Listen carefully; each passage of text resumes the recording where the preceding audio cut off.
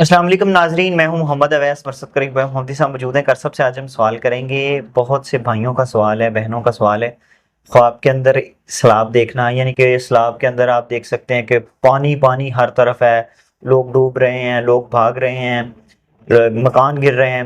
تو اس کو دیکھنا خواب کے اندر کس چیز کی علامت ہے، کیا تعبیر ہے، آج ہم شخص سے پوچھیں گے۔ السلام علیکم۔ وعلیکم السلام۔ ویسا خواب کے اندر سیلاب آنا بڑی آزمائش کی علامت ہے، جی اسی طرح فتنے کی علامت ہے۔